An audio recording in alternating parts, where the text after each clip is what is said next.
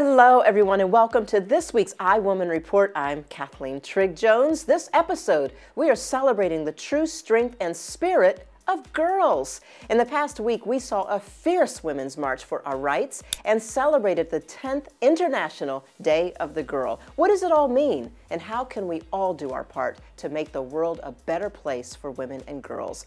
Also, from girls to women, we are celebrating women who dare to make a difference by starting their own businesses. Small businesses are the breath of our nation and the heartbeat of most communities. We'll tell you what the very first female governor to lead one of the country's largest state governments is doing to make a difference for women and girls.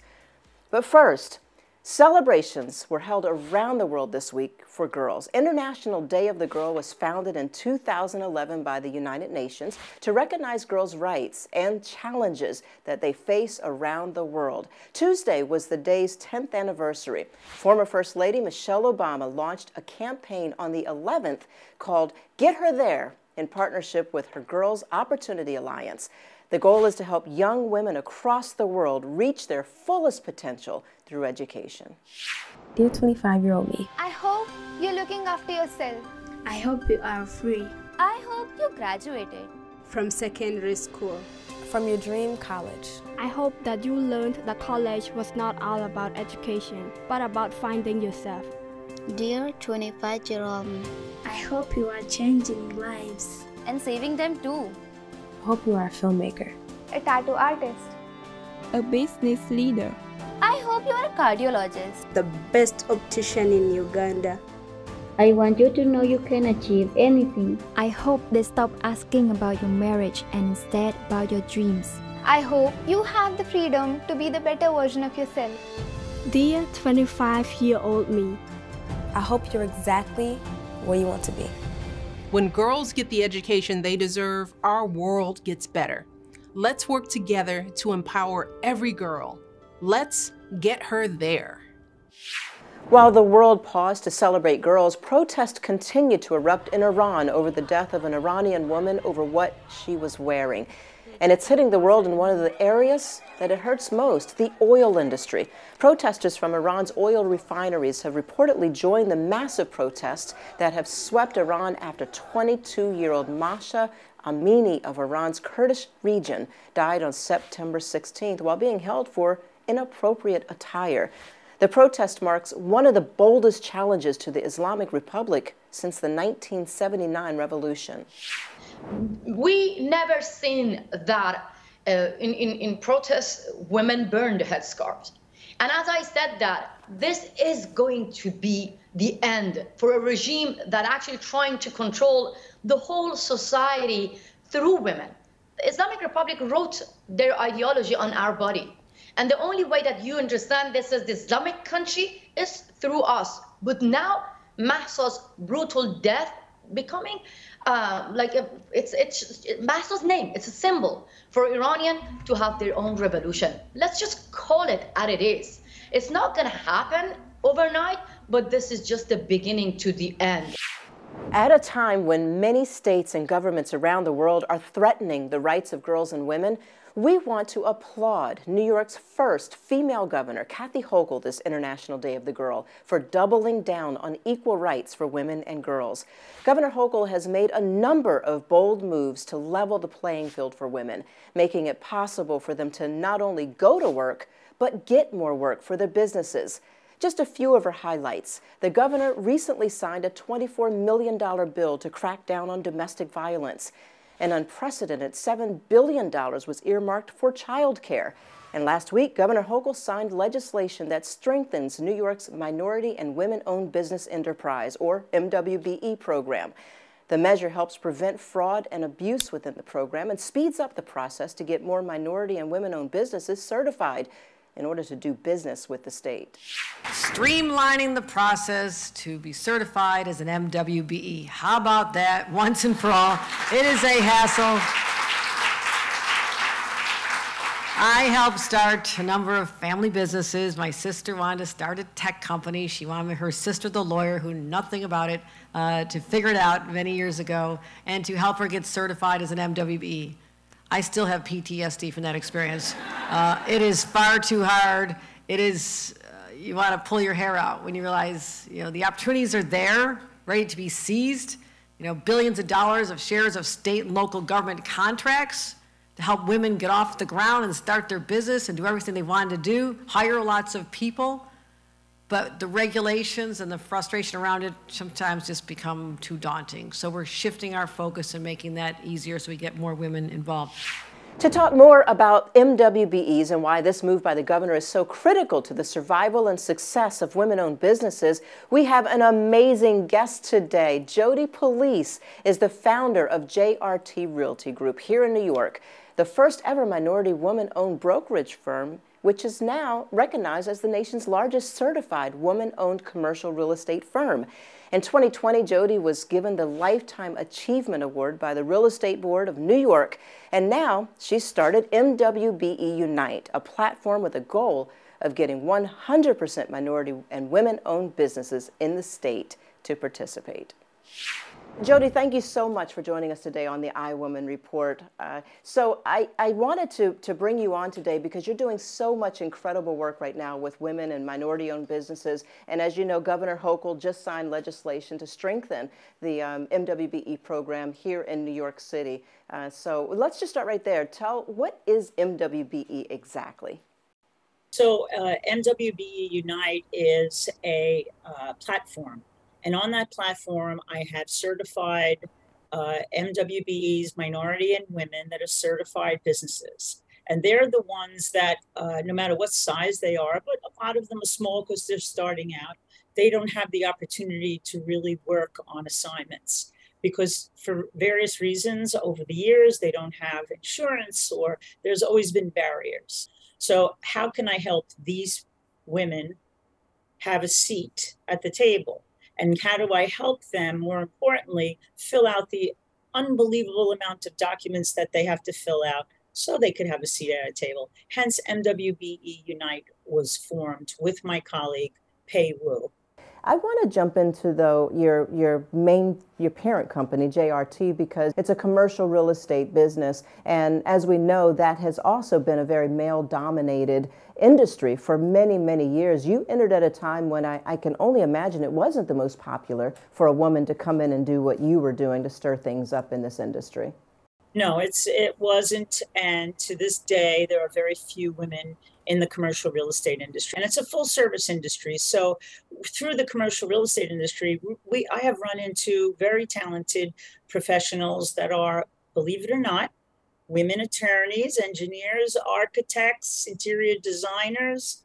And they, from the very beginning, I've been working alongside of them. I know their talents, and I've seen them pushed aside because they, didn't have enough insurance to work with the larger corporation, or they didn't have a large enough team to work with the corporation. But now technology has changed a whole bunch of things for everyone, and I empower them to ask when they ask for $40 million insurance policies.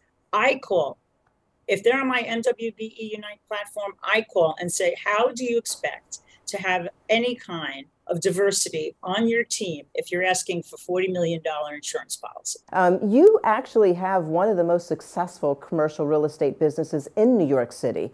How did you know that this was an industry that you could break the barrier in?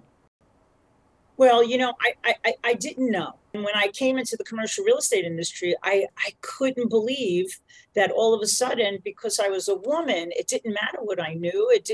My experiences weren't worth anything. It was just that I was a woman and no one was listening to anything that I had to say. Men and women all need to come together and support minority and women-owned businesses. So much so, Governor Hochul did. She's just passed a week ago legislation to strengthen the rules, the laws for minority and women-owned businesses. Why is it important for you to get behind a female lawmaker? Because of what you're saying, support. I mean, we need support. And for the governor, and we haven't had it, and for the governor to step out like that, it's groundbreaking. It's amazing. But so is she as a female and as a governor. The greatest thing, Kathleen, I know I digress sometime, is for us not to have to go to be certified. That's how we know we won.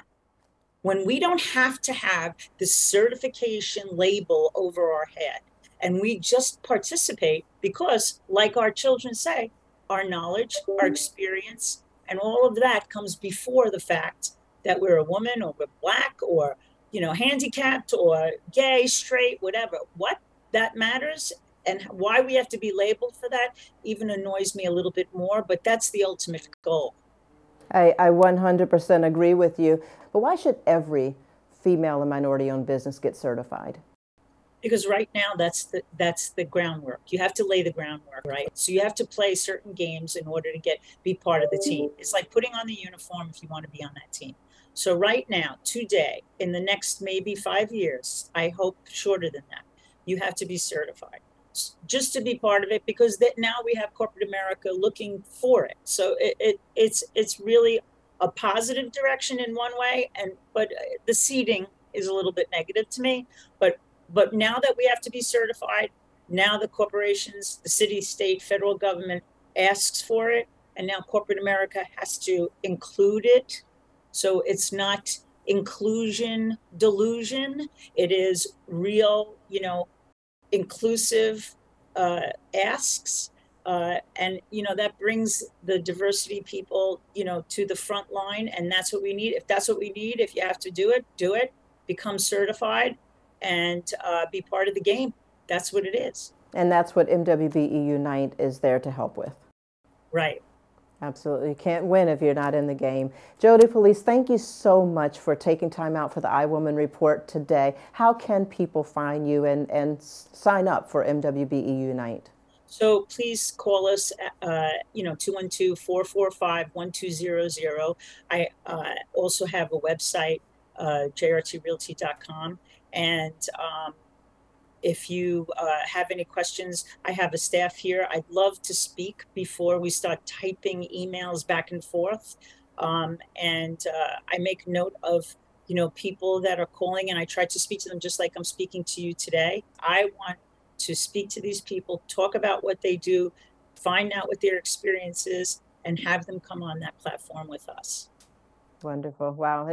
Thank you for caring so much. And together, we will make the world a better place. I hope so. Let's keep trying. Absolutely. Thanks so much, Jodi. Thank you. I appreciate it, Kathleen. To watch the full interview with Jodi, please visit iWoman.tv. On October 8th, 1 month before the midterm elections, the Women's March held a nationwide day of action called the Women's Wave. Thousands of people gathered across the country to advocate for safe and legal abortions ahead of the upcoming election. There have been so many challenges over the past couple years, so many challenges, especially that impact women and their families. And from everything from Roe v. Wade, the fall of Roe v. Wade this year, but also with the pandemic, with so many women being frontline workers and facing challenges with the economy, from the housing crisis and so many issues that are really important to women. We've had a lot of progress over the last couple of years. We've had a lot of change, and at the same time, there's so much more to do and there's so much farther to go. We are hoping that we are able to activate women towards the midterm elections and really demonstrate that women are still here, still fighting, and still standing on our values. It's so important to us that women find each other, that they find their individual power and begin to build our collective power so that we can change the conditions both in our local communities and nationally. The results of the midterms are expected to determine the fate of abortion access in a few states, including Pennsylvania and Michigan, and also New York as well. They all have an impact on the fate of women's rights at the state and federal level. The Dobbs decision. So the United States Supreme Court, the highest court in our land, just took a constitutional right that had been recognized from the people of America, from the women of America, right?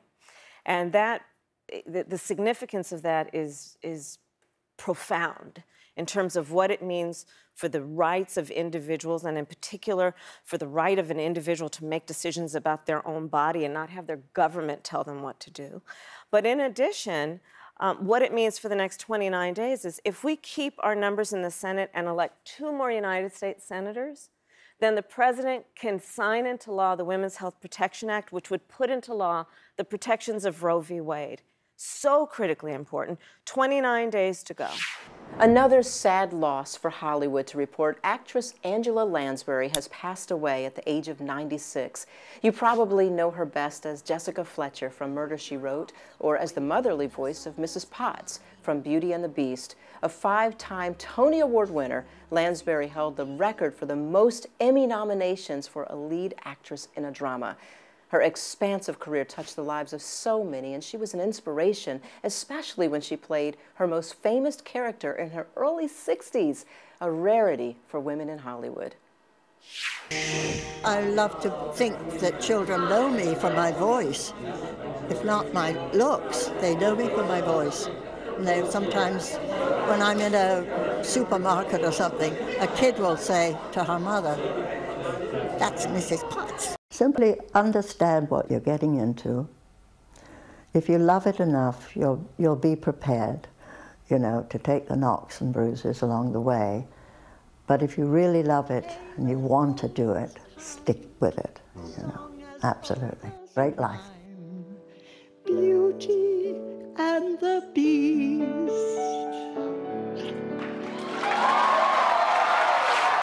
The loss of Angela Lansbury is felt deeply in Hollywood, but we're so thankful for her decades-long career and the contributions of her beloved characters in pop culture today. And this brings me to my thought of the day.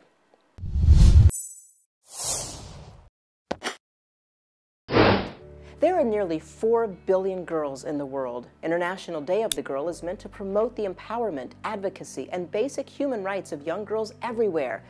Politically active girls grow up to be politically active women who stand up for women's rights, immigration reform, healthcare reform, disability justice, reproductive rights, the environment, LGBTQ rights, racial equality, freedom of religion, workers' rights, and tolerance. And that list goes on and on. The mission of iWoman TV is clear. We are not pro-politics. We are pro-women. And overall, women happen to remain underrepresented in politics. Women are 51% of the voting age population in the United States, but only 27% of candidates for Senate, House, or governor this cycle were women. White men are still the largest share of candidates and nominees for both parties, and both parties ran and nominated far more white men than white women.